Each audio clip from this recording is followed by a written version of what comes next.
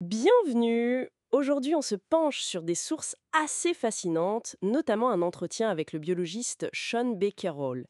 L'idée de base, c'est que notre existence tient à une série d'événements, mais incroyablement fortuits. Absolument. C'est un peu vertigineux quand on y pense. Voilà. Alors, l'idée, c'est d'explorer ensemble cette chaîne de hasard, cosmique, géologique, biologique, et de voir un peu ce que ça dit de notre place aujourd'hui sur la planète. Exactement. Carole insiste beaucoup là-dessus. L'histoire de la vie, ce n'est pas du tout une progression linéaire qui devait forcément aboutir à nous. Non, c'est ça. Plutôt une sorte de chemin buissonnier, plein d'imprévus, d'accidents heureux en quelque sorte. Tout à fait. Et il pointe deux collisions majeures, deux cataclysmes qui ont vraiment tout changé.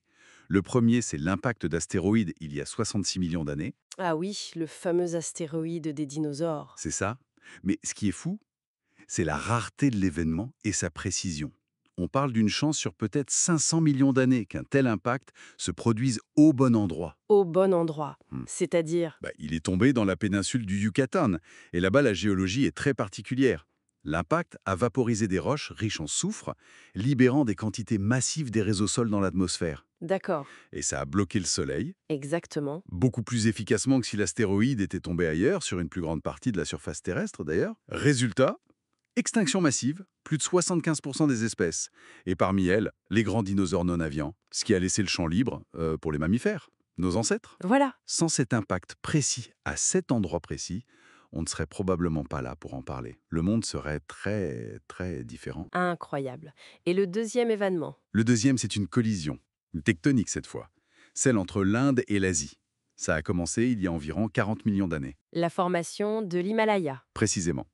Et cette chaîne de montagnes immense a eu un effet inattendu. Elle a considérablement augmenté l'altération des roches.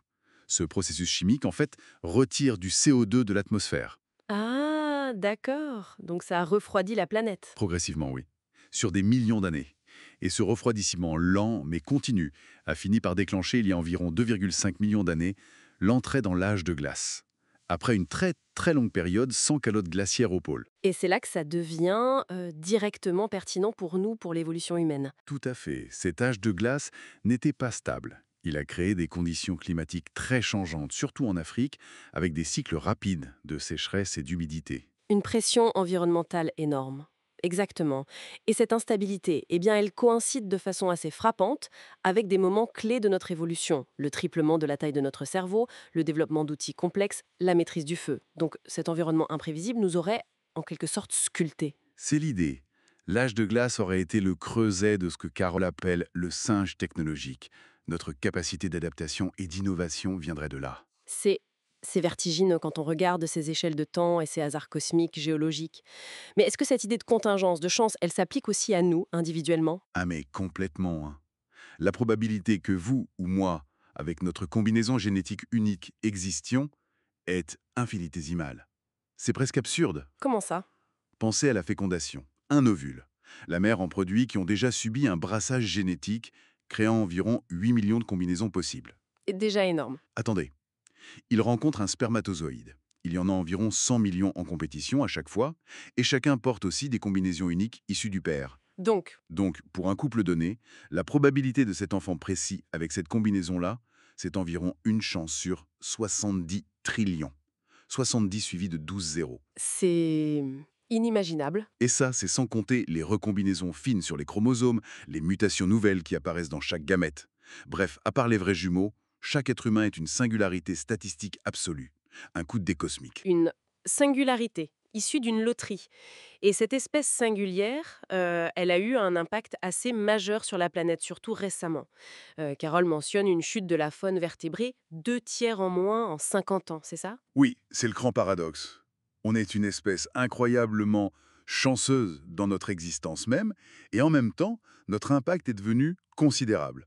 Mais, et c'est ça qui est aussi fascinant chez Carole, il souligne la résilience de la nature. Ah, C'est-à-dire, mais il montre que si on lui donne une chance, un habitat protégé, du temps, moins de pression, la nature a une capacité de récupération souvent spectaculaire, parfois même étonnamment rapide. vous avez des exemples concrets tirés des sources qu'on a eues. Oui, oui, l'exemple du parc de Gorongosa, au Mozambique, est souvent cité. Il a été ravagé pendant la guerre civile, plus de 95% des grands animaux avaient disparu, et la vie reprend ses droits avec une force incroyable. Un autre exemple classique, c'est Yellowstone aux États-Unis. Avec les loups. Exactement. On réintroduit les loups après 70 ans d'absence.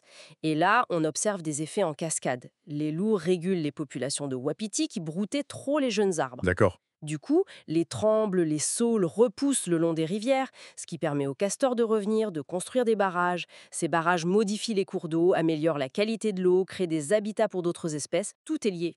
Ça illustre vraiment ces règles cachées des écosystèmes dont parle Carole. L'importance d'une seule espèce, une espèce clé. C'est ça. Ces exemples, ils montrent que la restauration écologique n'est pas une utopie. C'est possible, et ça peut donner des résultats plus vite qu'on ne l'imagine parfois. Donc, on est le fruit d'une cascade de hasards improbables à toutes les échelles, du cosmos à nos propres gènes. C'est une pensée assez humble finalement. Oui, et ça nous place face à une responsabilité particulière. Cette espèce chanceuse, nous, a un impact énorme, mais cette capacité de résilience de la nature, c'est aussi une source d'espoir. Carole suggère qu'on devrait apprendre à gérer les écosystèmes, ou plutôt à favoriser leur autorégulation avec la même rigueur scientifique qu'on applique à la médecine, par exemple. Comprendre les mécanismes. Ça ouvre une réflexion, je trouve. Si les écosystèmes fonctionnent un peu comme des organismes, avec leurs propres règles de régulation, leur capacité de guérison, quelles petites interventions ciblées, locales, on pourrait imaginer pour enclencher des effets positifs en cascade là où on vit?